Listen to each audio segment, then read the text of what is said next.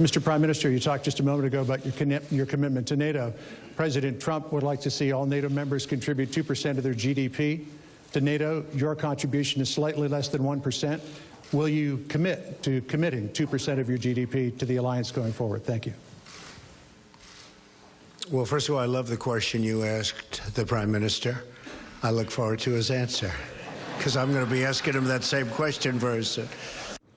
This afternoon, Trump used his meeting with Italian Prime Minister Paolo Gentiloni, I guess, to continue his campaign to get NATO allies to pay, quote, their fair share.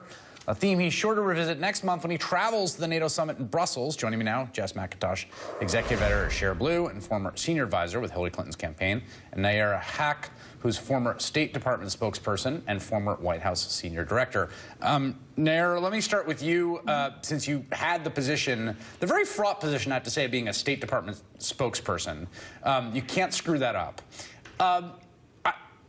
Devil's advocate that the blunt-talking, sort of swaggering, bullying language maybe is effective as a negotiating tactic and gets written off and sort of brushed off the shoulders by allies anyway. What do you think of that case?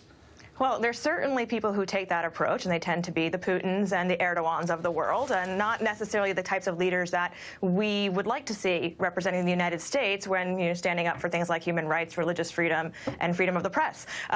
Our allies do know exactly what is going on in the situation. I mean, we saw with Angela Merkel, she got a good reading on President Trump and realized that it's going to be probably a frosty relationship at best. But what we do end up seeing in these situations is the bluster is followed up by things that provoke our allies and provoke the bad guys at the same time. So, we're risking nuclear warfare with North Korea. We're threatening trade war with our 5 largest trading partners.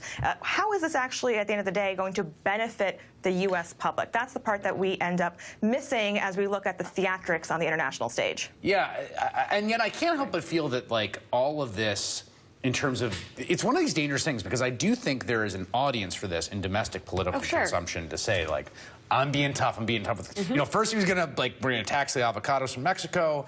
Now we're going to go after Canada, the dairy. That there is, that plays, that stuff does play. Well, it's posturing, which is why it worked in the campaign and doesn't work in government. You can't govern via posturing. You have to govern via some sort of coherent, rational, strategic policy that's built to benefit domestic bottom lines, which he doesn't have. I think that there are people who respond to that posturing, but it's because they think that he will be a strong man to help them. And when that does not materialize, they're going to turn very quickly. Well, and you've got the situation, by the way, the 5 largest trading partners, Nayyera, which you just said, that Austin Goolsbee had a tweet today, said that completes it. We've now threatened trade war with all 5 America's biggest trading partners. The one place where the bluster was going to meet something concrete was on China. And it's been interesting for me to follow the coverage from reporters in China talking about how Chinese media understand Xi's visit to Mar-a-Lago, where basically, like, he rolled President Trump, came away, and Donald Trump, with all of the tough talk for 15 months on China, was like, no, they're not a currency manipulator anymore.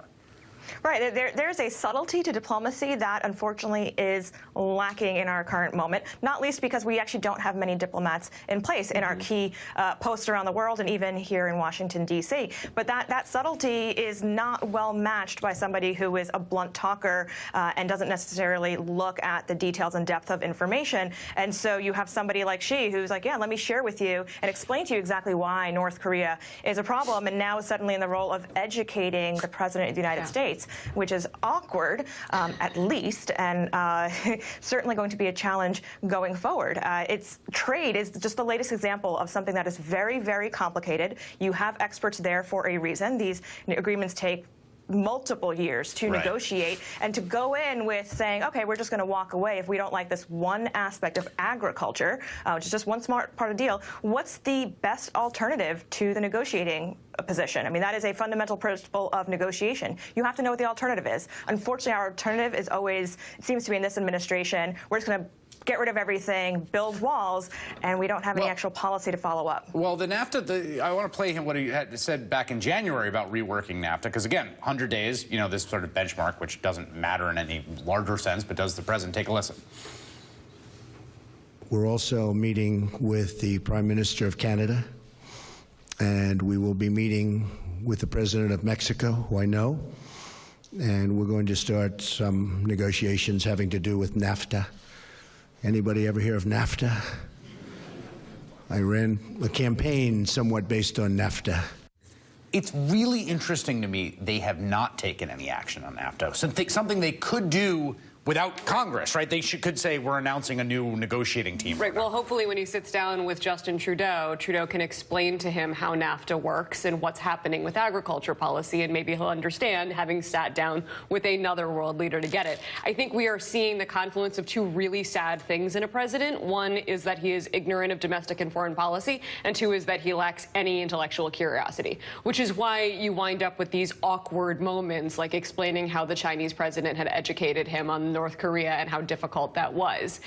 And he doesn't actually realize what he's doing when he says out loud, and I spoke to him for 10 minutes, and he told me how crazy it was, and now I believe him, and China's our friend. He doesn't realize what that communicates to the country and to the world when he admits that kind of ignorance in front of world leaders. Quickly, Nayyera, on the question of Turkey, there was a question of the Italian Prime Minister who was calling for the release of an Italian journalist who's been imprisoned by Erdogan. This is the same man that our president called to congratulate on what was seen as a massive assault on Turkish democracy.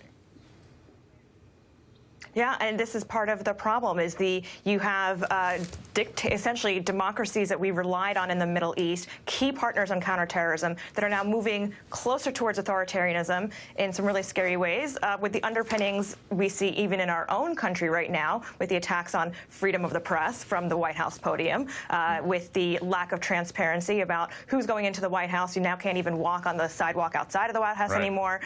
So you have these types of tendencies that Trump has. He then calls and congratulates a foreign leader for going far more further than we can conceive right now, at the same time that his daughter Ivanka Trump, who is now a West Wing official, says, oh, thank you for showing up for the opening of the Trump Tower. So there's the collusion here is not even, it's I should note that was back in 2012. Jess McIntosh, Nayyera Haq, thanks for joining me tonight. That is all in for this evening.